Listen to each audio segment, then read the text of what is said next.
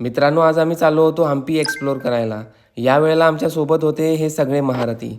सकाळी 3 वाजता आम्ही गोव्यातनं निघालो आणि दुपारी 12 वाजता येऊन पोहोचलो हम्पीमध्ये.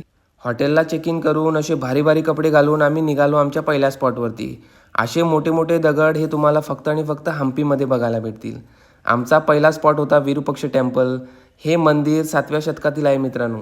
विजयनगर साम्राज्याच्या आधीपासून इथे पूजा होत होती. विजयनगर साम्राज्याच्या काळात मंदिराचा मोठा विस्तार करण्यात आला. ह्या मंदिराचं वैशिष्ट्य म्हणजे मंदिरात एक पिनहोल कॅमेरा प्रभाव दिसतो. गोपुरमची उलटी प्रतिमा आतमध्ये दिसते. मित्रांनो, या मंदिरात तुम्हाला लक्ष्मीचं दर्शन पण भेटेल. या मंदिराचं स्ट्रक्चर हे द्रविडियन स्टाईलमध्ये आहे. हे स्ट्रक्चर किती युनिक आणि बघायला किती भारी वाटतं ना. प्राचीन काळातील लोकांचं कौतुक करावं लागेल. इथून पुढं आम्हाला जायचं होतं तुंगभद्रा नदीवरती.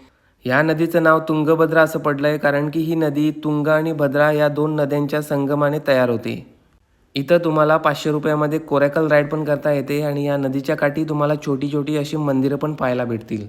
तर मित्रांनो, तुम्ही हम्पी पाहिलं असेल तर कमेंटमध्ये तुमचा एक्सपिरियन्स नक्की सांगा आणि ज्याने कोणी पाहिलं नसेल तर हम्पीला जायचा प्लॅन नक्की बनवा आणि हा व्हिडिओ तुमच्या मित्राला पाठवा.